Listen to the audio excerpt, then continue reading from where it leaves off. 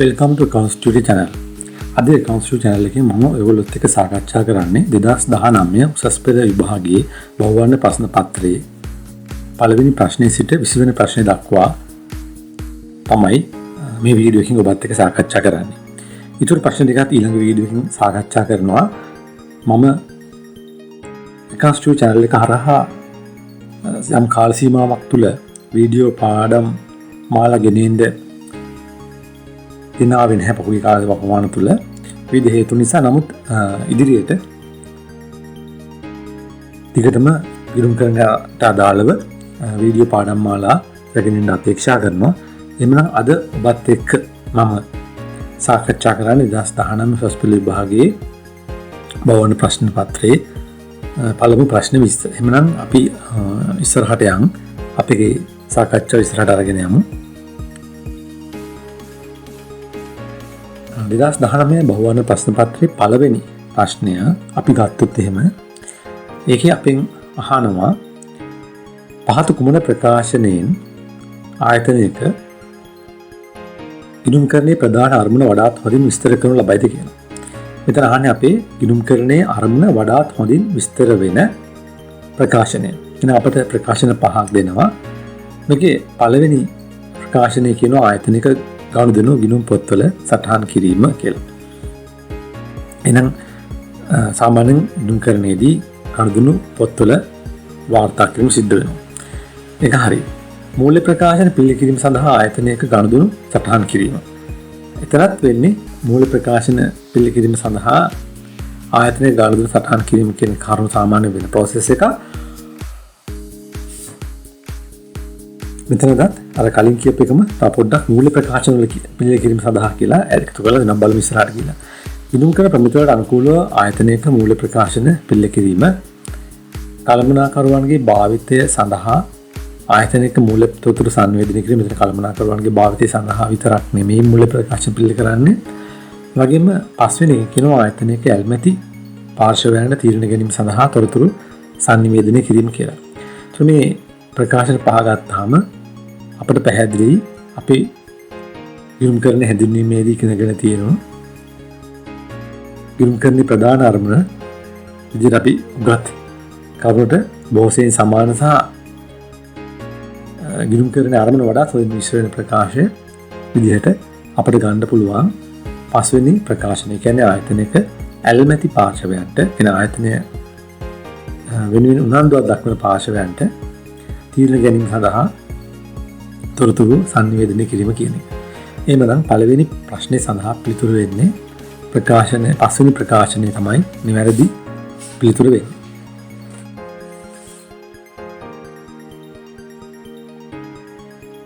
දෙවැනි ප්‍රශ්නයෙන් අපෙන් අහනවා ගිණුම්කරණයේ ක්‍රියාවලිය ගැන. එතන ප්‍රශ්නේ වෙන්නේ ගිණුම්කරණ ක්‍රියාවලිය තුල පහත පියවර සිදුවන නිවැරදි අනුපිළිවෙල කුමක්ද? අපිට ABCD E විදිහට දෙනවා පියවරයන් ටිකක්. මේ පියවරයන් ටික තියෙන්නේ පිළිවෙලට නෙමෙයි. අපි අහන මේ පියවරයන් ටික අදාළ වෙන අනුපිළිවෙල. හරි. ඒ කියන්නේ මොකක්ද අපි ඉස්සරෝම වෙන ක්‍රියාවලිය ආරම්භය කුමක්ද සහ ඒ අනුව ඉදිරියට ගලාගෙන යන පිළිවෙල අහන්නේ. අපි බලමු. A විජිත ගිණුම් තොරණය කිරීම.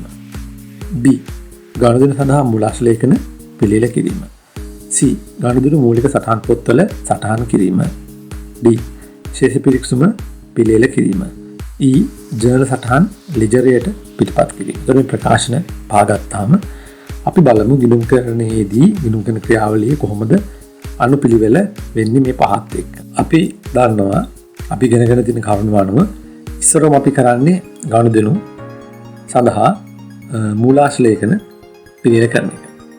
ඒක තමයි එතකොට පළවෙනි පියවර සහ ආරම්භය වෙන්නේ. අපි ගනුදෙනුවක් සඳහා මූලාශ්‍රලේඛනයක් පිළියෙල කරන මූලාශ්‍රලේඛන විදිහට අපි අඳුන ගන්නවා විකුණුම් ඉන්වොයිස්, ගැනුම් ඉන්වොයිස්, ලදුපත, වවුචරය, සුළුම් දල් වවුචරය ඔන්න වගේ දල් මූලාශ්‍රලේඛන. ඉස්සරම අපි ගනුදෙනු සඳහා මූලාශ්‍රලේඛන පිළියෙල කිරීම තමයි පළවෙනි පියවරේ වෙන්නේ. දෙවැනියට අපි දන්නවා අදාළ මූලාශ්‍රලේඛන යොදාගෙන නැත්නම් අදාළ මූලාශ්‍රලේඛන භාවිතා කරලා අදාළ ගනුදෙනු මූලාශ්‍රලේඛන ආශ්‍රයෙන් අපි මූලික සටහන් පොත්වල ඒවා සටහන් කරනවා. ඒතර මූලික සටහන් පොත් වෙන්නේ විකුණුම් ජර්නලය, දැනුම් ජර්නලය, ආපසු යවුම් ජර්නලය, ආපසු යවුම් ජර්නලය, මුදල් ලැබීම හා ගෙවීම ජර්නලස්, පොදු ජර්නලය ඔය වගේ තමයි මූලික පොත්වලට උදාහරණ. දැන් දෙවනුව අපි මූලාශ්‍ර ලේඛන භාවිතා කරලා මොකද කරන්නේ? අදාළ ගනුදෙනු මූලික පොත්වල සටහන් කරනවා. තුන්වෙනුව අපි කරනවා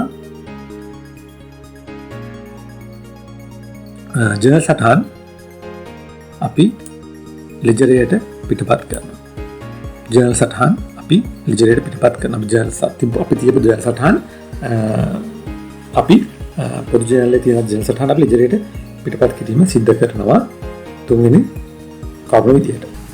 ඊට පස්සේ අවසාන අපි ඊළඟට කරන්නේ ඊළඟ අධ්‍යයනයේදී අපේ ලෙජර් ගිණුම් අපි තුලනය කරන අපේ ගිණුම් කාලච්ඡේදයේ අවසානයේදී. ගිණුම් කාලච්ඡේදයේ අවසානයේදී අපි අපේ ලෙජර් ගිණුම් තුලනය කරනවා. ලෙජර් ගිණුම් තුලනය කරලා අපි අදාළ තුලනය කළ ලෙජර් ගිණුම් වල සාරාංශය ගන්නවා ලේඛනයකට.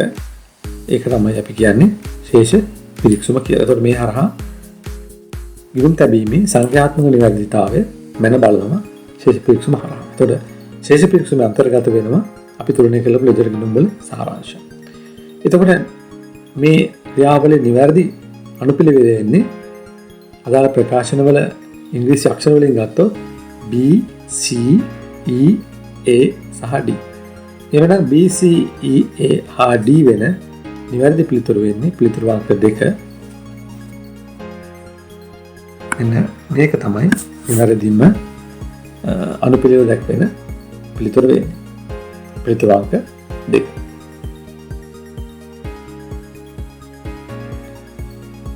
ඊළඟට අපිට පොඩි දෙනවා විස්තරයක්. මේ විස්තරය ඇසුරෙන් අපිට උත්තර ලියන්න වෙනවා 3, 4 සහ 5 ප්‍රශ්න වලට. අපි බලමු මොකක්ද අපිට දෙන ගැටලුව කියලා. අපිට කියනවා 2019 ජනවාරි 1 වෙනිදා මුදලෙන් රුපියල් 7,50,000ක් ආයෝජනය කරලා සඳුන් පටන් ගන්නවා වෙළඳ ව්‍යාපාරයක්. ඒ වෙළඳ ව්‍යාපාරය 2019 මාසේ වෙච්ච ගනුදෙනු අපිට දෙනවා. ඊට පස්සේ මේ ගනුදෙනු ටික අපිට දෙනවා 10 වෙනිදා ඉඳලා 24 වෙනිකම් යම් දින පරාසයක.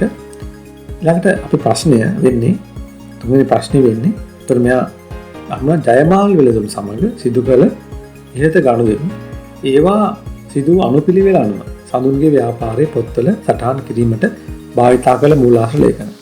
අපෙන් අහන්නේ මේ සඳුන් ජයමාල් වෙළඳුත් එක්ක කරපු ගනුදෙනු ඒක සිද්ධ වෙච්ච අනුපිළිවෙල අනුව පොත්වල සටහන් කරන අපි පාවිච්චි කරන මූලාශ්‍ර ලේඛන. ප්‍රබව ලිපි, source documents මොනවද කියලා. අපි බලමු ජයමාල් වෙළඳුත් එක්ක මොනවද මෙයාගේ වෙච්ච ගනුදෙනු කියලා. අපිට පේනවා 2019 ජනවාරි 10 වෙනිදා ජයමාල් වෙළඳුන්ගෙන් රුපියල් ලක්ෂ 5ක භාණ්ඩ මිලදී ගන්නවා ණය පදනම මත සඳුන්. එහෙමනම් එතනදී අපිට පේනවා අපි දන්නවා බඩු ණයට මිලදී ගත්තොත් ණයට ගැනුම් කළොත් භාවිතා වෙන මූලාශ්‍ර ලේඛනය තමයි ගැනුම් ඉන්වොයිස්. 2019 ජනවාරි 12 වෙනිදා ගනුදෙනු සිද්ධ වෙන්නේ ජයමාල් වෙළඳුත් එක්ක. එදා මොකද කරන්නේ? ජයමාල් වෙළඳුන්ගෙන් ගත්ත බඩු වලින් 50,000ක බඩු ආපසු යවනවා ජනවාරි 12. දැන් භාණ්ඩ ආපසු යවනකොට අපි භාවිතා කරන මූලාශ්‍ර ලේඛන වෙන්නේ හරපත. ඊළඟට ජනවාරි 15 වෙනිදා ගනුදෙනුව සිද්ධ වෙන්නේ ජයමාල් එක්ක නෙමෙයි. එහෙනම් අපට අදාළ නැහැ ප්‍රශ්නෙට අදාළව. නමුත් 2019 1/24 සිද්ධ වෙනවා ගනුදෙනුව ජයමාල් වෙළඳුන්ට අදාළව. එදා රුපියල් 5000ක වට්ටමට යටත්ව ජයමාල් වෙළඳුන්ට ගෙවන්න ඕන මුදල අපේ සඳුන් ගෙවලා පියවනවා. 5000ක වට්ටමකට යටත්ව ජයමාල් වෙළඳුන්ට ගෙවන්න තියෙන මුදල ගෙවලා පියවනවා. එහෙනම් සඳුන්ට සඳුන් විසින් ජයමාල් වෙළඳුන්ට ගෙවන්න ඕන මුදල ගෙවලකොට අනිවාර්යෙන් ඒ සම්බන්ධ වෙනවා මුදල් ගෙවීම් ජර්නල් එක. එතකොට අපි දන්නවා මුදලක් ගෙවීම සම්බන්ධයෙන් වාහිතා වෙන අපි වවුචරය වෙන අපි මූලාශ්‍ර ලේඛන වෙන්නේ ගෙවීම වවුචරය. එමනම් ජයමාල් වෙළඳුත් එක්ක සිද්ධ වෙච්ච ගනුදෙනු වලට අදාළ මූලාශ්‍ර ලේඛන නිවැරදිව දැක්වෙන පිළිතුර වෙන්නේ පළවෙනි පිළිතුර. ඒ තමයි ඉන්වොයිසිය හරපත ඒ වගේම ගෙවීම් වවුචරය කියන එක. මේක මම මෙන්න මේ රූප සටහන දක්වලා තියෙනවා ඒ අදාළ මුලාස් ලේඛන පැහැදිලි වෙන විදිහට ඔබට.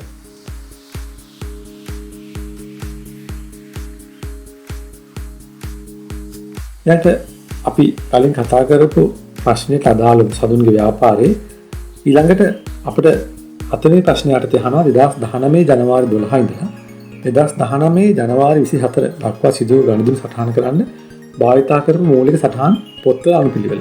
කලින් ඇහුවා ජයමාගල දුත් එක්ක වෙච්ච ගනුදෙනු වල මුලාස් ලේඛන අනුපිළිවෙල. දැන් අහනවා ජනවාරි 12 ඉඳන් ජනවාරි 24 වෙනකන් තිබ්බ ගනුදෙනු වල ගනුදෙනු සටහන් කරන භාවිතා කරපු මූලික සටහන් පොත්වල අනුපිළිවෙල. අපි බලමු ජනවාරි 12 වෙනිදා මේ මොකක්ද කියලා. ජනවාරි 12 වෙනිදා ජයමාල් වෙළඳුන්ගෙන් රුපියල් 50000ක භාණ්ඩ ණයට ගත භාණ්ඩ ආපසු යවනවා. අපි දන්නවා භාණ්ඩ ආපසු ගත්තොත් අපි ණයට ගත්ත භාණ්ඩ ආපසු යවුවොත් අපි පාවිච්චි කරන මූලික සටහන් පොත වෙන්නේ ආපසු යවු ජර්නලේ.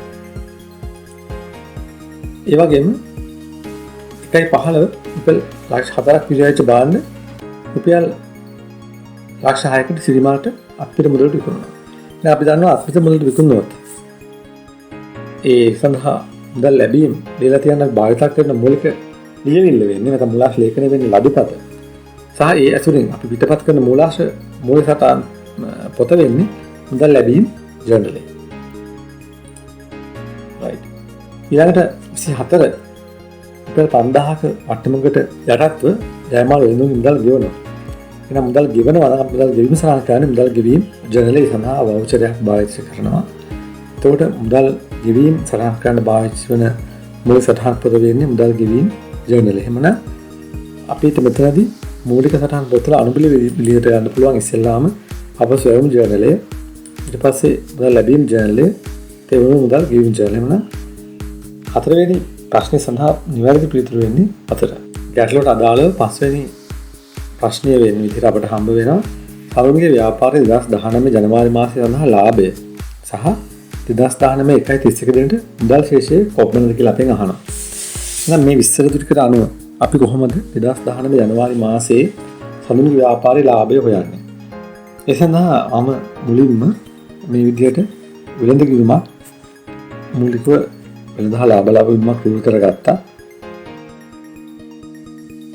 එතනදී අපි ගත්තොත් මේ ගනුදෙනු ටික ජනවාරි මාසෙ වෙච්ච පළවෙනිටම ණයට බඩු ගන්නවා. එහෙනම් ණයට බඩු ගන්නකොට අපි දන්නවා ගැනුම් පැත්ත වැඩි වෙනවා 500කින්. අනික අතට ඊට පස්සේ මේ ගත්ත බඩු ආපු යවනවා. එතකොට අපි ගැනුම් වියදම අඩු වෙනවා 50කින්. ඊට පස්සේ විකුණීම් සිද්ධ වෙනවා ලක්ෂ 4ක බඩු ලක්ෂ 6කට විකුණනවා. අපි විකුණුම් ආදායම වැඩි වෙනවා. අනික අතට අපි ගත්ත බඩු වලින් ලක්ෂ 5ක බඩු 50000ක බඩු අපෝ යවලා ඉතුරු වෙන 5,50,000ක් අපි විකුණනවා ලක්ෂ 4ක බඩු. එතකොට 50000ක් බඩු අපිට ඉතුරුලා තියෙන්න ඕන. අපි තාගතෝගේ විදිහට ලැබෙනවා 50. එහෙනම් අපිට ගලලාභයේ විදිහට ලැබෙනවා මේක සුළු කරාට පස්සේ බෙදගිනුම රුපියල් ලක්ෂ 2ක්.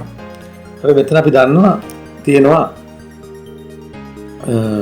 ජයමාල් වෙළඳුන්ගෙන් ලැබෙන වට්ටම සම්පූර්ණ මුදල් ගෙවද්දී 5000ක වට්ටමක් ලැබුණා. එහෙනම් ඒකත් වෙනත් ආදායමක්.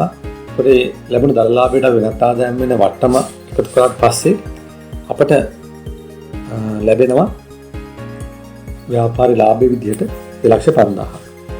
අනිත් අතට මුදල් පොත හදනකොට අපි දන්නවා ඉස්සෙල්ලාම සඳුන් පටන් ගන්න 4,50,000ක ප්‍රාදානයක් යොදලා. අනිත් අතට ලක්ෂ 6ක බඩු විකුණන සිටිමාලට එකෙන් ලක්ෂ 6කින් මුදල් වැඩි වෙනවා. ඊට පස්සේ ජයමාල් වෙළඳුන්ට 5000ක වට්ටමකට යටත්ව පියවනවා එයාගේ ණය විශේෂය. එතකොට ගෙවන්න වෙන්නේ 5000 වට්ටම හැමුණාන් පස්සේ 4,45,000යි. ඊට පස්සේ අපි මේ තුලනේ කරාම අපිට ලැබෙන 2,50,000 2019 ජනවාරි මාසයේ සඳහන් ව්‍යාපාරී ලාභය වෙනවා 2,50,000. අනික අතට 2019 ජනවාරි 21 මුදල් ශේෂය වෙනවා 9,05,000. මේ විදිහට තමයි අපි පස්වෙනි කොටස විසඳන්නේ. හරි ඊළඟට අපිට දෙන්නේ සේවකයෙක්ගේ 2019 මාර්තු මාසයේ යටුප් ලේඛනය සමාන ව්‍යාපාරේ. ඒ වැටුප් ලේඛනය දීලා අපෙන් පස්වෙනි ප්‍රශ්نين අහනවා ඒක ගිණුම් කරන සමීකරණයට ආදේශ කරලා පස්සේ ලැබෙන සමීකරණය මොකක්ද කියලා. ඒක අපි මේක දිහා බලුවොත් එහෙම අපිට හම්බ වෙන්නේ මාර්තු මාස මේ වැටුප් ලේඛනය. මාර්තු මාස වැටුප් ලේඛනයේ තියෙනවා කල වැටුප විදිහට 500ක් සේවක අර්ථසාධක මුදල සේවකයාගේ දායක විදිහට වැටුපෙන් අඩු වෙලා තියෙනවා රුපියල් 50ක්. ඒතර සුද්ධ වැටුප 450ක තමයි මුදලින් ගෙවන්නේ. ඊට පස්සේ ව්‍යාපාරයේ අයිතිකරුගේ දායකයේ විදිහට 75ක් තියෙනවා. ඒ වගේම ව්‍යාපාරයේ අයිතිකරුගේ සේවා නියුක්තික භාරකාර ආරම්භදලේ දායකයෙක් විදිහට තියෙනවා. හරි එතකොට තියෙනවා දායකයෙක් විදිහට සේවා නියුක්තික දායකයෙක් විදිහට තියෙනවා 3 ගානේ 15ක් සහ සේවයාගේ දායකයෙක් විදිහට තියෙනවා 15ක් 75ක් සහ 15ක්.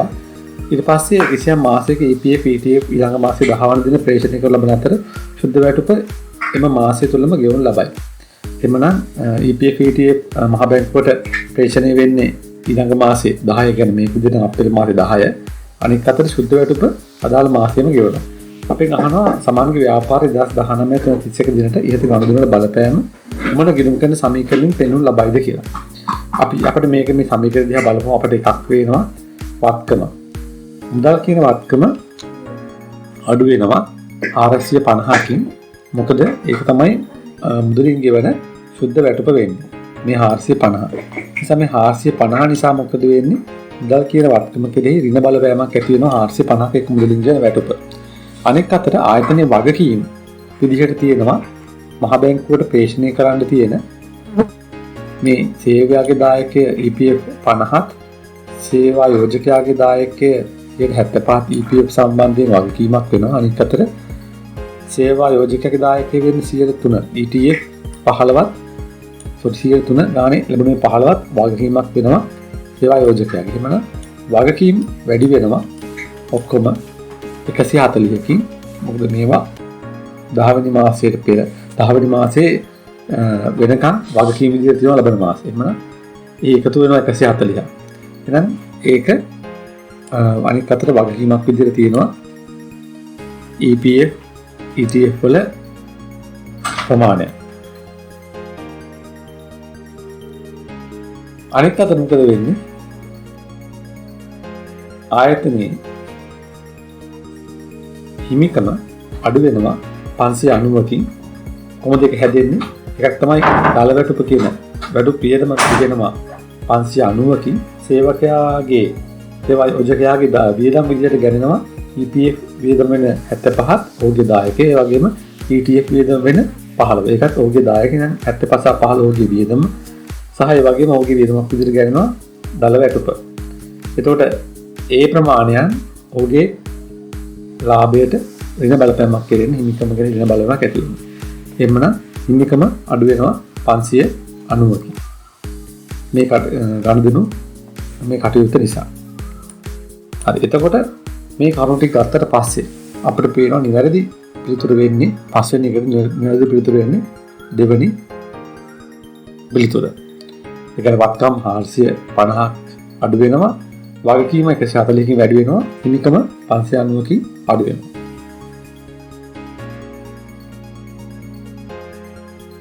ඊට පස්සේ අපෙන් මේ ප්‍රශ්නේ මේ මහානම ඊළඟට 2019 331 දින අවසන් මාසය සඳහා EPF වියදම් සහ 2019 331 දිනට EPF වගකීම් සටහන් කිරීම සඳහා නිවැරදි දිස් සටහන්. අපි දන්නවා මෙතන සේවා යෝජකයාගේ EPF වියදම වෙන 75 ඔහුගේ වියදම.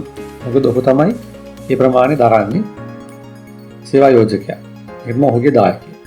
අනික් අතට මේ 50 සේවකයාගෙන් තමයි අඩු වෙන්නේ. ඔහුගේ වැටුප. ඒක ආයතන වියදමක් වෙන්නේ නැහැ. ඒක එකතු කරලා මහ බැංකුවට ගෙවන්න ඕන. අනික් අතට මේ සේවකයාගෙන් කපපු EPF 50 සහ ආයතනයේ ආම්පුතා ගෙවන්න ඕන 75 එකතුව මහ බැංකුව වෙත ලබන මාස 10ට හෝ ඊට පෙර ප්‍රේෂණය කිරීම වගකීම රැඳෙනවා ආයතනයේ මතන් සේවා යෝජකයා වෙත. එතකොට අපිට පේනවා එකක් තමයි EPF සම්බන්ධයෙන් වියදම් ගිණුමක් අපට අවශ්‍ය වෙනවා සේවා යෝජකයාගේ EPF වියදම සටහන් කරන්න. එතකොට ඒක සේවා යෝජකයාගේ EPF වියදම කියන්නේ ආයතන පැත්තේ වියදමක් නිසා අපි වියදම් ගිණුම EPF වියදම් ගිණුම හර කරනවා 75. අනිත් අතට අපි සේවකයාගෙන් අඩු කරගන්න මේ EPF ප්‍රමාණය ඒක ඔහුගේ වැටුපෙන් අඩු වෙන්නේ නිසා අපි වැටුප් ගිණුම හර කරනවා 50.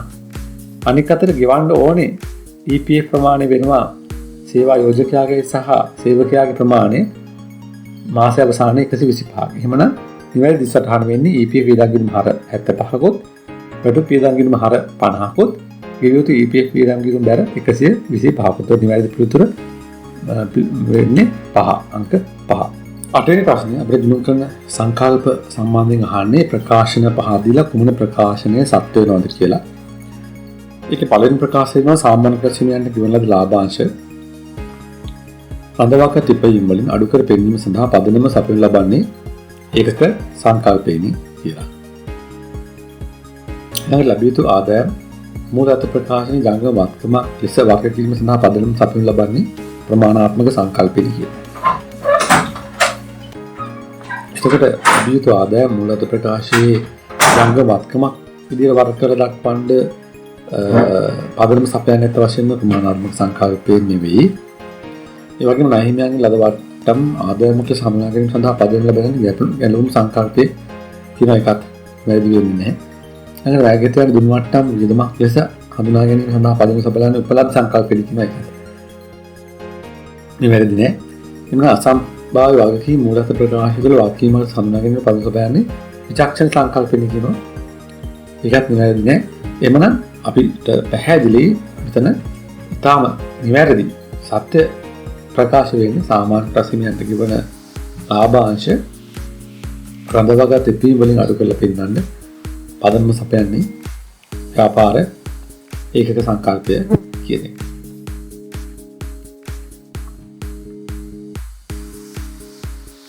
ඊළඟ පිරිවැය හා ශුද්ධ උපලබ්ධ ගණන් දෙකෙන් අඩු වටිනාකමට මූල්‍ය ප්‍රකාශන තුළ තොග හඳුනා ගැනීම සඳහා පහත කුමන ගිණුම් කරන සංකල්ප පදනම සපයනු ලබයිද කියලා කියනවා.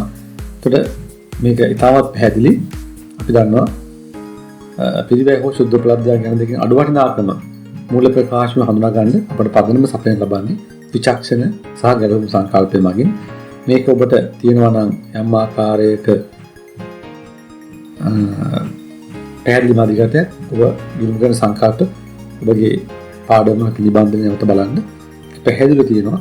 මේ පිරිවැය හෝ ශුද්ධ උපලබ්ධයගේ යන දෙකෙන් අඩු වටිනාකමට මූල ප්‍රකාශන තොග හඳුනා ගැනීම සඳහා අදාළ වෙන්නේ මොන සංකල්පද කියන එක එතනදී නිවැරදි පිළිතුර වෙන්නේ පස්වෙනි එක විචක්ෂණ හා ගැලවුම් සංකල්පය කියන එක.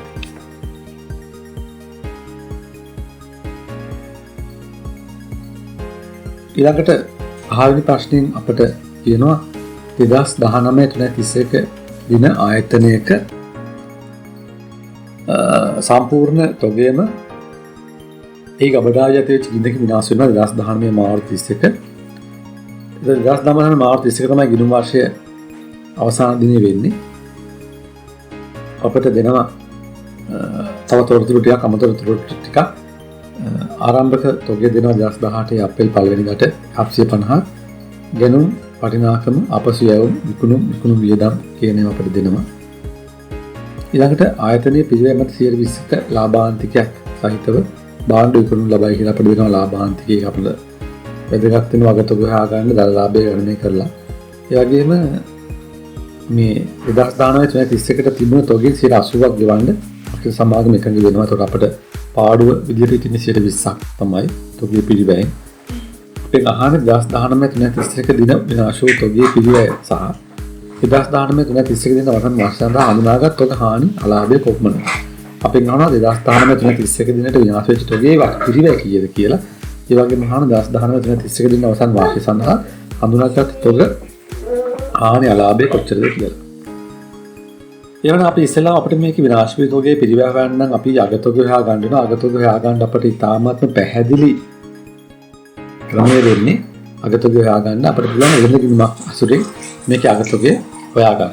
එහම වෙළඳ ගිණුමකින් අගතොගේ හොයනකොට එහෙනම් අපිට පුළුවන් අගතොගේ කියන එක හොයාගන්න අගතොගේ පිළිවෙල වෙළඳගිණුමක් කරා. ඒතර වෙළඳගිණුමක් හදන්න අවශ්‍ය තොරතුරු ප්‍රතිචාරම අපිට මෙතන දෙනවා. එතකොට අපි දන්නවා අපේ ගානේ වෙළඳගිණුමක් ගත්තොත් අපිට දෙනවා අපි දන්නවා ආරම්භක තොග විදිහට අපිට 750 වෙන අවුරුද්ද මුල ගැනුම් විදිහට දෙන 1750. ඒ වගේම ආපසු යවුම් තියෙනවා 250. එකක් අපිට මෙහෙම දාන්න පුළුවන්. ඊළඟට විකුණුම් තියෙනවා 2400ක්. ඊළඟට විකුණුම් වියදම අපිට මෙතනදී අපි සැලකිලිට ගන්න එක අවශ්‍ය නැහැ. ඊළඟට අපිට මේ ප්‍රමාණය ටික දැම්මට පස්සේ වෙළඳගිණුමට අපිට දෙනවා ලාභාන්තික 20%ක් කියලා. ඒකට ලාභාන්තික 20%ක් නම් ඒ මත පදනම් වෙලා අපිට හොයාගන්න පුළුවන් කීයද අපේ ලාභය වෙන්නේ. හරි එතකොට අපිට පුළුවන් මේ දෙක වෙළඳගිණුමට දාලා අපිට දෙන ලාභාන්තිකයේ විදිහට 20%ක් ලාභාන්තිකයේ අපිට හම්බ වෙන්නේ ඒගොල්ලෝගේ ලාභාන්තික වෙන්නේ පිළිවෙමත් 20%ක්. ඒ නිසා ඒ අනුව අපි ගණනය කරපු අපේ දල ලාභය ලැබෙන අපිට 400ක් කියලා. ඒක ඔබට මේ ටික දිස්වනවා කොහොමද අපි ඒක ගත්තේ කියලා. එහෙමනම් ඒ දල ලාභය 400ක් අපි ගත්තට පස්සේ අපි දන්නවා දල ලාභය සහ විකුණු වටිනාකම අතර වෙනස වෙන්නේ විකුණු පිරිවැය. විකුණු පිරිවැය අපි මෙතෙන්ට විකුණු පිරිවැය කියන මේ විදිහට හොයා ගන්නවා දල ලාභය සහ විකුණු වල අගය අතර වෙනස. ඊළඟට අපිට මෙතනින් ලැබෙනවා විකුණුමට තිබූ බඩුවල පිරිවැය. එතකොට මේ දෙක අතර වෙනස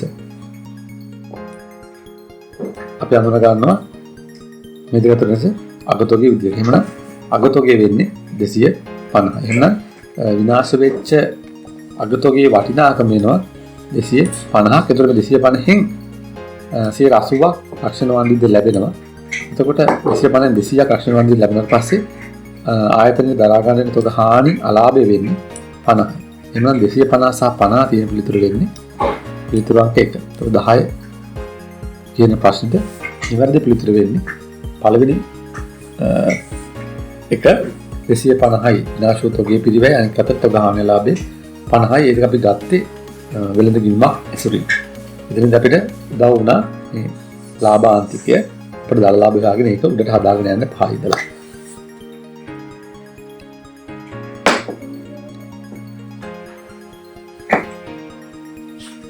ඊළඟට අපිට 11 සහ 12 ප්‍රශ්න වලට දාගන්න වෙන ගැටලුවක් අපිට දෙනවා. එතනදී අපිට කියනවා 2019 3 දින අවසන් මාස සඳහා චතුරිකා ට්‍රේඩර්සි මූල්‍ය කෙටුම්පත් මූල්‍ය ප්‍රකාශන වලින් පහ තොරතුරු උපුටා ගන්නලාදී දහස් වලින් තියෙන දල ලාභය 850යි පරිපාලන නිගම් 275යි බෙදා හැරීමේ වියදම් 200යි මූල්‍ය හා වෙනත් 100යි. අසිකිනවා කෙසේද කෙටුම්පත් මූල්‍ය ප්‍රකාශන පිළිකිරීමෙන් පසුව පහත ද හේදරා විය.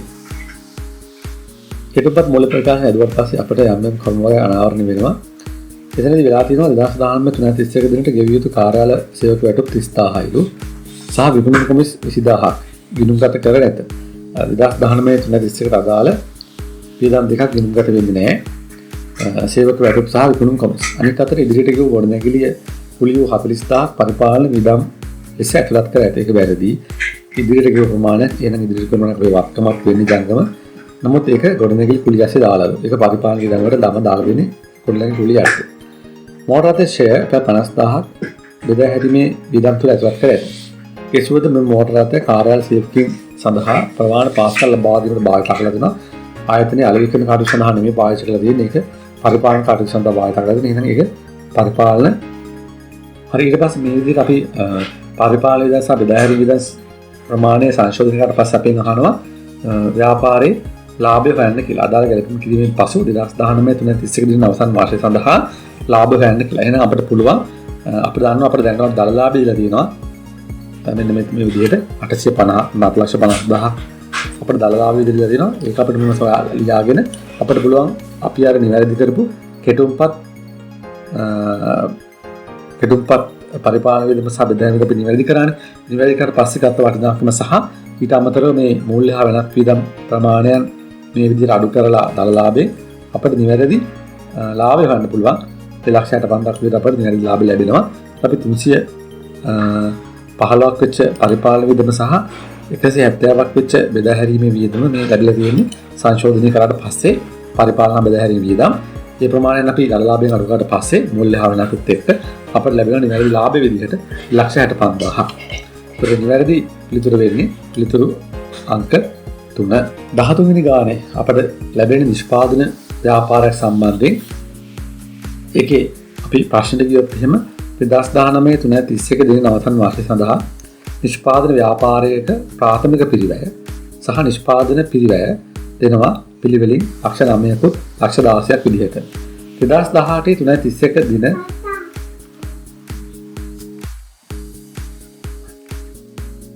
2018 331ටත් නිෂ්පාදන පිරිවැයට ගණනය කරපු නොනිමි තොග දෙනවා අපට ලක්ෂ 2ක් සහ 3,30,000ක් විදිහට. අපෙන් අහනවා 2019යි 331 දින අවසන් මාසය සඳහා නිෂ්පාදන පොදුකාර්ය පිරිවැය කොච්චරද කියලා. අපිට එතකොට නිෂ්පාදන පොදුකාර්ය පිරිවැය ගණනය කරන්න වෙනවා. ඒක අපි ගණනය කරනකොට අපි මේ නිෂ්පාදන පොදුකාර්ය පිරිවැය ගණනය කරද්දී අපිට නිෂ්පාදන පිරිවැයට ආරම්භක අගනුනිමි ආරම්භක සහ අගනුනිමි ගැලපීම් කරලා ඊට පස්සේ ප්‍රාථමික පිරිවැය ගලපලා අපිට හොයාගන්න වෙනවා මොකක්ද නිෂ්පාදන පිරිවැය කියන්නේ කියලා. හරි. අපි නම් බලමු කොහොමද හදන්නේ කියලා. අපිට දෙනවා මුළු නිෂ්පාදන පිරිවැය විදිහට කීයක්ද? ලක්ෂ 16ක්. ඔව් මුළු නිෂ්පාදන පිරිවැය විදිහට අපිට දෙනවා ලක්ෂ 16ක්. අපි නම් මුළු නිෂ්පාදන පිරිවැය ලක්ෂ 16 මේ විදිහට ලියා ගන්නවා. ඊළඟට අපි දන්නවා මුළු නිෂ්පාදන පිරිවැය ඇවිල්ලා තියෙන්නේ ආරම්භක නොනිමි එකතු වෙලා ආරම්භක නොනිමි එකතු වෙලා අග නොනිමි අඩු වෙලා. එහෙනම් අපි මේකෙදි අපි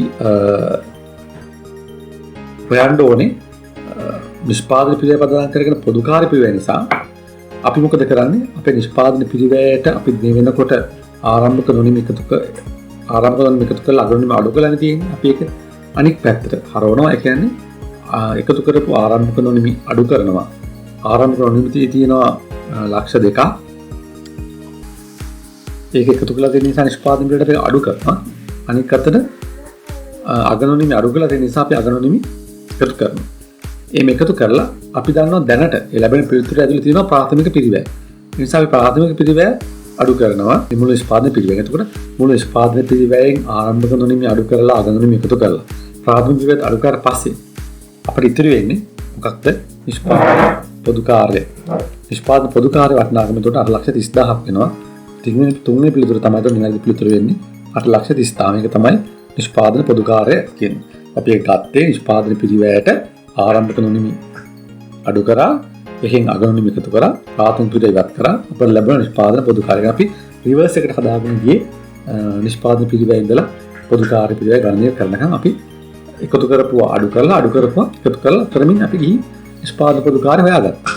නිෂ්පාදන කිරීමේ වෙන ක්‍රියාවලිය ගැන හොඳ අවබෝධයක් තියෙනවා නම් ඔබට ඉතාම පහසුයි මේ වාග් ගණනක් විසඳ ගන්න.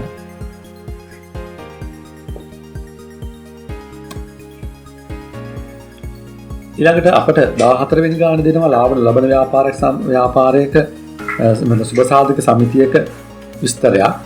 ඒකෙදි මේ සුබසාධක සමිතිය 2019 31 දින වෙනකොට හිටි සමාජික සංඛ්‍යාව 150ක් කියනවා. සමාජිකයෝගේ වාර්ෂික සමාජික ගාස්තු 2000ක් කියනවා. 2019 31 දින අවසන් මාසය තුළදී සමිතියට ලද මුදල් පහත පරිදි වේ. මේ සමිතියේ 2019 31 අවසන් වෙනකොට දෙනවා තියෙනවා සමාජික ඔක්කොම 150. සමාජිකයෙක්ගෙන් අවුරුද්දක සමාජික ගාස්තු 2000යි කියනවා. 2019 31 අවුරුද්ද ඉවර වෙනකොට සමිතියට ලැබිච්ච මුදල් විදිහට තියෙනවා. ඒ අවුරුද්ද ඇතුළත සමාජික මුදල් ලක්ෂ 2ක් ලැබිලා තියෙනවා. පරිත්‍යාග විදිහට 250,000ක මුදල් හම්බෙලා තියෙනවා. ඒ වගේම 2018 331 කියන්නේ අවුරුද්ද මුල කල්පිරුණු ස්ථාවර තැන්පතුවකින් රුපියල් 5,60,000ක් හම්බෙලා තියෙනවා. මේ 5,60,000න් 60,000ක් පොලි ආදායමලු 60,000ක් පොලි ආදායමලු. එතකොට 2018 331 දින ලැබිච්ච පොලි ආදායමක් විදිහට මේක හඳුනාගෙන තිබ්බලු. මොකද කල්පිලා තියෙන 2018 331 මේ ගිණුම් වර්ෂ මුලම ගිණුම් වර්ෂ අග ඒතකොට මේ 60,000 ගිය අවුරුද්දේ පොලි ආදායමක් විදිහට හඳුනාගෙන තිබුණා. කල්පිත ස්ථාවර තැන්පතුවේ මුල් වර්ධනක් 5,60,000 ඒකෙන් 60,000 පොලි. හරි. පරිත්‍යාග මොකද අපි කරන්නේ ලැබිච්ච අවුරුද්ද ඉඳලා අවුරුදු 5ක් වෙනකන් මේ සමාන වටිනාකමින් අපි ආදායමට ගන්නවා 5න් බෙදලා අවුරුද්දෙන් අවුරුද්ද හඳුනා ගන්නවා පරිත්‍යාග වලින් ආදායමට වටිනාකම. ඒ වගේම අපෙන් අහනවා ඉහත ගනුදෙනු නිසා 2019 31 දින අවසන් මාසය සඳහා හඳුනාගත් ආදායම සහ 2019 31 දිනට වත්කම් වල වැඩිවීම කොච්චරද කියලා. අපිට පුළුවන් 2019 31 දිනදී අපි හඳුනාගත් ආදායම හොයන්න මෙතන අපට සමාජික අරමුදල් ආදායම විදිහට අපට ගන්න වෙනවා උපජිත පදන මත පිළිතලා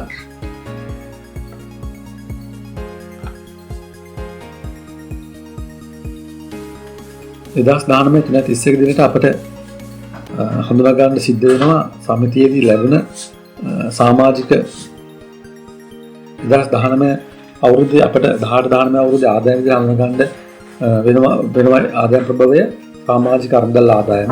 ඒක අපි හඳුනාගන්නේ අපි ගන්නවා සමස්ත සමාජිකයෝ 150ක් ඉන්නවා උන්ගේ 2000 ගාන. අපට හම්බ වෙන්න ඕනේ 150න් 2000 ගානේ ලක්ෂ 3ක ආදායම.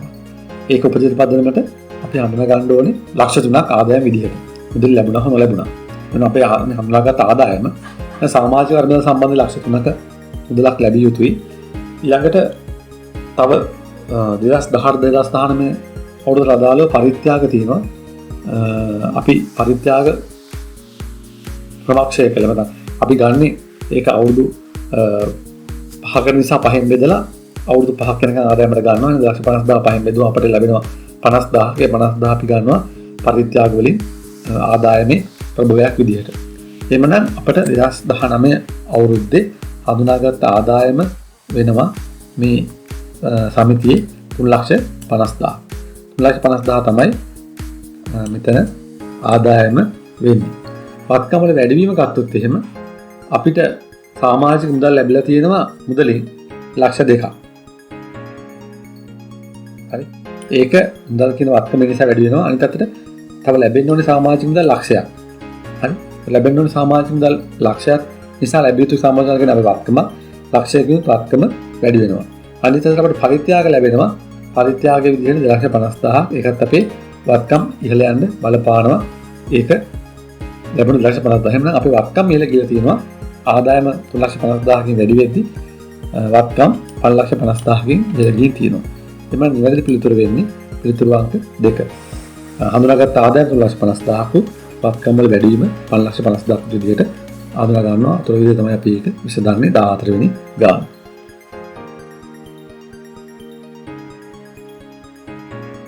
ඊළඟට හවුල් ව්‍යාපාර සම්බන්ධයෙන් අපිට දෙන්නේ හවුල් ව්‍යාපාර ආඥාපනත් සම්බන්ධයෙන් ගාන 15 වෙනි ගාන. එතනදී අපිට හවුල් ව්‍යාපාර ආඥාපනත් සම්බන්ධ හවුල් ව්‍යාපාර සම්බන්ධ වෙන ප්‍රකාශන 5ක්. ඒකෙන් අපට අහන්නේ හවුල් ව්‍යාපාර සම්බන්ධයෙන් නිවැරදි ප්‍රකාශ මොකක්ද කියලා. එතකොට හවුල් ව්‍යාපාරයක ලාභ අනුපාතය වෙනස් වුණාම කීර්ති නාමය ඇස්ටිමේට් කරනවා කියලා ඒ කියන ප්‍රකාශන කරනවා අපි දන්නවා.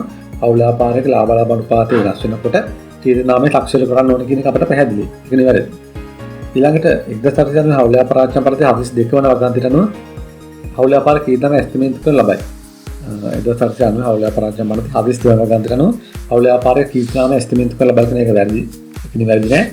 1990 හවුල් ව්‍යාපාර ආඥා පනතේ 24 වන වගන්තියට අනුව හවුල්කරුවන් වේතන සඳහා හිමිකම් නොලබයි. ඒක නිවැරදි. හවුල්කරුවන්ට වේතන ගෙවන්න බෑ. 890 හවුල් ව්‍යාපාර ආඥා පනතේ 24 වන වගන්තියට අනුව. ඒ වාසේ හවුල් කරුවන් විසින් හවුල් ව්‍යාපාරයක ලාභ ඉවත් කර ගැනීමේ ක්‍රමයක් ලෙස ගැනලි භාවිතා කළ හැක. ඔව්. ගැනලි භාවිතා කරන්න පුළුවන් ලාභ ඉවත් කිරීමේ ක්‍රමයක් විදිහට නිවැරදි. ඊපස්සේ එකෙන් කියන 1990 හවුල් ව්‍යාපාර ආඥා පනතේ 24 වන වගන්තියට අනුව හවුල් කරුවන්ගේ ප්‍රාග්ධන ශේෂ මත 5% පොලියක් ගන්නවා කියලා ඒක වැරදි. හවුල් ව්‍යාපාරයක හවුල්කරුවන්ගේ ප්‍රාග්ධන මත පොලි ගෙවන්න ඕනේ කියලා 5%කින් මේ පන්ති සඳහන් වෙන්නේ ඒක වැරදි නෑ. ඒක වැරදි. එමනම් නිවැරදි පිළිතුරු වෙන්නේ A සහ C ඒ වගේම D. A C D වන ඇතුළත් වෙන දෙවන පිළිතුර තමයි නිවැරදි පිළිතුරු වෙන්නේ 15 වෙනි ගානට.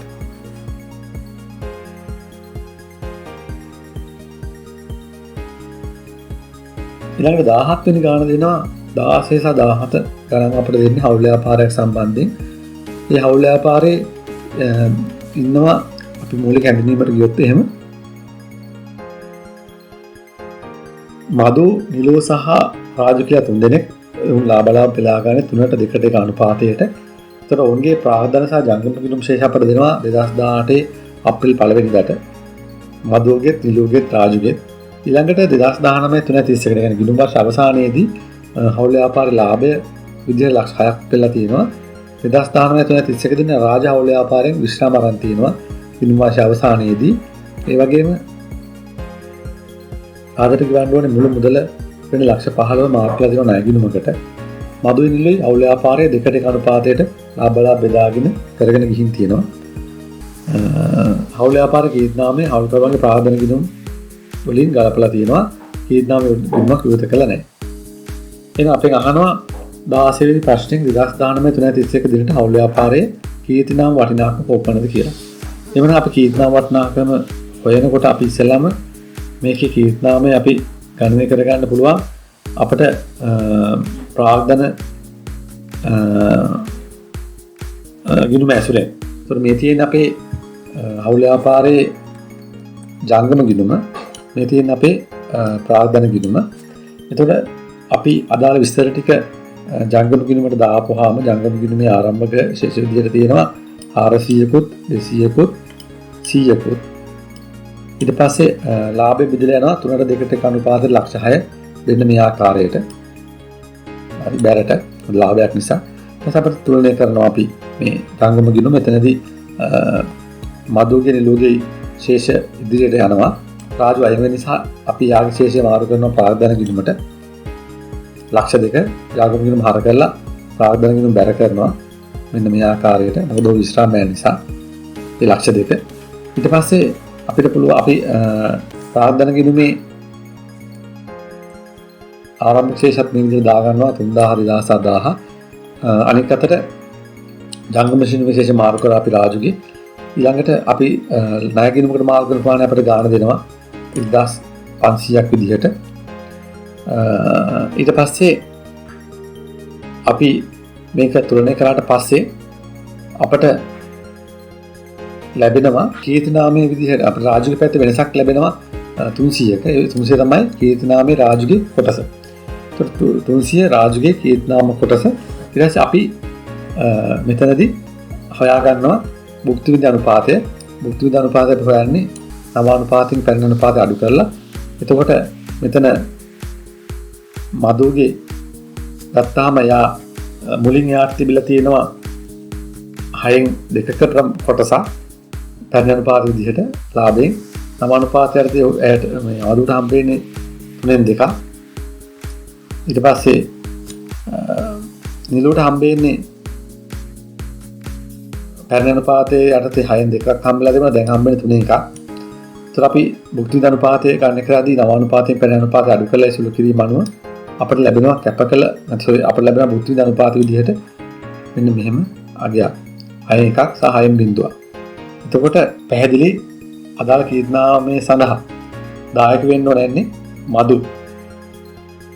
එතකොට මදු මේ බලපෑමක් වෙන නිලුවේ කොටස මොකද භුක්ති අනුපාතය බිඳු විදිහට ලැබෙන නිලුවට මදුවට ලැබෙනවා 6න් 1ක්. එහෙමනම් අපි මොකද කරන්නේ? ඒ ප්‍රමාණය මදු තමයි දරන්නේ. නිසා මදුගේ ප්‍රාග්ධන ගිණුම හර කරනවා. එතකොට රාජු කීර්තිනාමයේ මදුගේ ප්‍රාග්ධන ගිණුම තුලින් ගැලපුණා. හරි. එතකොට අපිට අපේ ප්‍රශ්නය අහනවා 2019 3:31 දිනට හවුල් ව්‍යාපාර කීර්තිනාම වට්ටම් කොපමණද කියලා. මෙතනින් රාජු කීර්තිනාම කොටස හොයාගත්තා. අපිට රාජු කීර්තිනාම කොටස ලැබුණා 300ක්. එහෙනම් රාජු කීර්තිනාම කොටස 300 නම් මදුගේ සහ නිලුගේ කීර්තිනාම අගයන් අපිට හොයන්න පුළුවන්. රාජුගේ කොටස මත පදනම් වෙලා මේ ආකාරයට. එතකොට මදුගේ කොටස කීර්තිනාමයේ 600ක් වෙනවා. නිලුගේ කොටස 900ක් වෙනවා. එතකොට නිලුගේ මදුගේ සහ රාජුගේ සම්පූර්ණ කොටස් එකතුව 1800යි. එහෙමනම් මුළු කීර්තිනාමය වෙනවා 1800ක්. එහෙනම් 1800 නිවැරදි පිළිතුර වෙන්නේ. අනික් අතට අහනවා කීර්තිනාමයේ ගැළපීමෙන් නිසා 2019 3:31 දිනට මදු සහ නිලුගේ ප්‍රාග්ධන ගිණුම් වල ශේෂයන් ඇතුළු සුද්ධ බලපෑම. එතකොට කීර්තිනාම ගැළපීම නිසා අපිට පේනවා නිලුගේ කීර්තිනාම ගැළපීම නිසා නිලුගේ ප්‍රාග්ධන ගිණුම් වල ශේෂයන්ට බලපෑමක් ලා නැහැ. මොකද එයාගේ ආරම්භක ප්‍රාග්ධනය 2000යි අවසාන ප්‍රාග්ධනය 2000යි. නමුත් මදුගේ ආරම්භක ප්‍රාග්ධන ශේෂය 3000යි අවසාන ප්‍රාග්ධන ශේෂය 2700යි. ඒ කියන්නේ මදුගේ ප්‍රාග්ධන ශේෂ ඍණ බලපෑමක් ඉදලා තියෙනවා අඩුවීමක් වෙලා තියෙනවා මේ කීර්ණම් ගැළපීම නිසා. නමුත් නිලුවට බලපෑමක් වෙලා නැහැ නම් අපිට කියන්න පුළුවන් මදුවගේ ප්‍රාර්ථන ශේෂයේ රුපියල් 300කින් අඩු වෙනවා. අනිත් අතට නිලුවට බලපෑමක් වෙන්නේ නැහැ නම් නිවැරදි පිළිතුරු වෙන්නේ පිළිතුරු අංක 3. අර බුද්ධි විද්‍යා අනුපාතය හරහා තමයි ඒකට ගණනය කිරීම කරේ. යනුව තමයි අපි රාජකීය තාම කොටස ලියා හැරියේ. මේ බුද්ධි විද්‍යා අනුපාතය මත පදනම් වෙලා. මුල් කීර්ණම් 1800යි. ඒතර මේ කීර්ණම් ගැළපීම නිසා මදුවගේ ප්‍රාර්ථන ශේෂයේ ලක්ෂ 3කින් අඩු වෙනවා. නිලුවට බලපෑමක් වෙන්නේ නැහැ. මම හිතුවේ ඔබට පැහැදිලි ඇති කියලා. ඒකේ LKS 8 ගිණුම් කරන ප්‍රතිපත්ති ගිණුම් කරන එස්ටිමේට් වෙනස් වීම හා වැරදි සම්බන්ධය තමයි අපිට මේ LKS 8 දැක්වෙන්නේ. මේ ප්‍රමිතිය අනුව පහක් දැක්වෙන කොන ප්‍රකාශය නිවැරදි කියලා අපෙන් අහනවා. ඒ කියන මූල වාර්තා පිළිපැදීමේදී ඉදිරිපත් කිරීමේදී බාර දක්වන ලබන විශේෂ මූලධර්ම පදනම් සම්ප්‍රදාය රීතීන් සහ පරිචයන් ගිණුම් කරන ප්‍රතිපත්ති වෙනවා කියලා හරි. ඒ වගේම ගිණුම් කරන එස්ටිමේට් වල වෙනස් වීම නව තොරතුරු හෝ නව ප්‍රවණතා හේතු කොටගෙන ඇති වෙනවා. ගිණුම් කරන එස්ටිමේට් වල වෙනස් වීම ඇති වෙන්නේ නව තොරතුරු නැත්නම් නව ප්‍රවණතා හේතු කොටගෙනලු ඒක නිවැරදි. අතීත කාලච්ඡේද වැරදි. අතීතානුයෝගී ලෙස නිවැරදි කර ලබන්නේ මූල ප්‍රකාශනවල මූලිකාංග මැනීම සඳහා මූලිකාංග මැනීම සම්බන්ධ ඇති විට පමණ කියන එක නිවැරදි නෑ. එන නිවැරදි පිළිතුරු වෙන්නේ 18 කියන ප්‍රශ්න සඳහා පිළිතුරු අංක 3. මේකෙදී ඔබට යම් ගැටලුවක් තියෙනවා නම් LKS 8 නැවතත් කියවන්න. ඒතර ඔබට පැහැදිලි වෙයි මේ පිළිතුරේ තියෙන නිවැරදිතාවය. ඊළඟට අපේ ගන්නවා දේපල පිළිතුරු උපකරණ LKS 16 සම්බන්ධයෙන් ප්‍රමිතියට අනුව පහක් දැක්වෙන කුමන ප්‍රකාශ නිවැරදි වේද කියලා. ඒ වලින් කියනවා ෂේවීම යන වත්කමක ෂේ කළ හැකි වටිනාකමෙහි පළදායි ජීව කාලය තුළ ක්‍රමානුකූලව බෙදා හැරීමයි කියලා කියන නිවැරදි. B වලින් කියනවා ෂේ කළ හැකි වටිනාකම යනු වත්කමක පිරිවැය හෝ පිරිවැය සඳහා ආදේශ කළ හැකි වෙනත් අගයකින් සොන්බුණාගේ අඩු කළ විට ලැබෙන වටිනාකම කියලා ඒකත් නිවැරදි. පළදායි ජීව කාලය යනු ආයතනයක් විසින් වත්කමක් භාවිත කිරීම සඳහා පවතී අපේක්ෂිත කරන කාල සීමාවයි කියනවා. ඒකත් නිවැරදි. එහෙමනම් ABC යන පිළිතුරු සියල්ලම නිවැරදි නිසා 19 සඳහා ලැබෙන නිවැරදි පිළිතුරු වෙන්නේ පිළිතුරු අංක 5. ඒකත් ඔබට යම් ගැටලුවක් තියෙනවා නම් LKS 16 නැවත බලා ගන්න. එතකොට ඔබට මේ ගැටලුව निराකරණය කරගන්න පුළුවන්. 20 වෙනි ප්‍රශ්නෙන් අපිට තියෙන්නේ 20 වෙනි ප්‍රශ්නේ අපෙන් අහන්නේ 2019 3:31 දින සීමිත නෙතු පොදු සමාගම රුපියල් ලක්ෂ 20ක් විවාහ නිෂ්පාදන කටයුතු සඳහා භාවිත කිරීමට යන්ත්‍රයක් ආනයනය කරන ලදී. සමාගම විසින් මේ සඳහා පහත වියදම්ද දරන ලදී. වැඩවීම සකස් කිරීම සඳහා දහස් වලින් තියෙන 160ක්, යන්ත්‍රයට විදුලි සැපීම සම්බන්ධව ගාස්තු වලට 10ක්, මූලික පර්යේෂණ ධාවනයේ පිළිය 20ක්, භාණ්ඩේ ගුණාත්මක භාවය පිළිබඳ ප්‍රචාරණය සඳහා 60ක්, යන්ත්‍ර භාවිත කිරීම ආරම්භ කිරීමට අනුමැති ලබා ගැනීම සඳහා ගෙවූ බලපත්‍ර ගාස්තු 30ක්, යන්ත්‍රය භාවිත කිරීම සඳහා කිරීමේ සාමාරම්භ උත්සවයේ පිළිවෙල 40ක් විදිහට. ඒතකොට LKS 16 දේපල පිළිවෙත හා උපකරණ ප්‍රමිතිය අනුව අපෙන් අහනවා මේ යන්ත්‍ර පිළිවෙල විදිහට අනුගන්නේ මොන වටිනාකමද කියන එක. අපි එක එක බලන් ගියොත් එහෙම යන්ත්‍රයේ පිළිවෙල මූලිකව තියෙනවා 2000ක්. ඊළඟට යන්ත්‍රයේ විදුලි සැපීම වැඩිම සකස් කිරීම සම්බන්ධයෙන් 160ක්. ඊයින් තුන එක නිවැරදි අපිට ගන්න පුළුවන්. පිළිවෙලට යන්ත්‍රයේ මූලික පර්යේෂණ ධාවනයේ පිළිවෙල තියෙනවා 10ක්. ඒකත් අපිට ගන්න පුළුවන් යන්ත්‍රයේ පිළිවෙල විදිහට. ඊට පස්සේ භාණ්ඩේ ගුණාත්මක භාවය පිළිබඳ ප්‍රචාරණ වියදම විදිහට 60ක්. ඒක අපිට ගන්න බෑ. ඒක මේ ප්‍රමිතියට අනුව. ඊළඟට යන්ත්‍රය භාවිත කිරීම සඳහා භාවිත කිරීම සඳහා ආරම්භ කිරීමට අනුමැතිය ලබා ගන්න ගෙවූ බලපත්‍ර ගාස්තු තියෙනවා 30ක්. හරි. ඊළඟට අවසන් වශයෙන් තමයි යන්ත්‍රය භාවිත කිරීම යන්ත්‍ර භාවිතය ආරම්භ කිරීම සමාරම්භක උත්සව පිළිවෙල 40. ඒකට සමාරම්භක උත්සව පිළිවෙල අපිට යන්ත්‍ර පිළිවෙලට ගන්න බෑ. එහෙනම් අපිට ගන්න වෙන්නේ වැඩවීම සකස් කිරීමේ වියදම 160ක්, විදුලි සැපීම සම්බන්ධ කිරීමට ගියපු වියදම 10ක්, මූලික පර්යේෂණ ධාවනයේ පිළිවෙල වෙන 20ක්, අනෙක් අතට බලපත්‍ර ලබාගෙන ඒ එකතුව එනවා යන්ත්‍රයේ පිළිවෙල 2220ක්. 2220 තියෙන පිළිතුර වෙන්නේ පිළිතුරු අංක 4. 20 වෙනි ප්‍රශ්නය අහන්න නිවැරදි පිළිතුර වෙන්නේ 22,20,000 නැත්නම් 2220. මම හිතනවා ඔබට මේ ප්‍රශ්න 20 සාකච්ඡාවේ ප්‍රශ්න සම්බන්ධව හොඳ අවබෝධයක් ලැබෙන්න ඇති කියලා මොනවා හරි ගැටලුවක් තියෙනවා නම් වීඩියෝ ඩිස්ක්‍රිප්ෂන් එකේ දාන්න මම ඒකට ඔබට පැහැදිලි කරන්නම්. ඒ වගේම මේක සම්බන්ධ න්‍යාය මේකට සම්බන්ධ තීර කොටස් වලට දාලා පාඩම් නැවත බලා ගන්න. සංකල්ප සම්පමිති වලට අදාළ විශේෂයෙන් ඒතර ඔබට හොඳ දැනුමක් ලබා ගන්න පුළුවන්. එහෙනම් මෙම ප්‍රශ්න පත්‍රයේ ඉතුරු ප්‍රශ්න ටිකත් සමග නැවත වීඩියෝ එක සම්බන්ධ කරගෙන අපතම සම්පූර්ණ කරනවා. ඔබට බොහොම ස්තුතියි.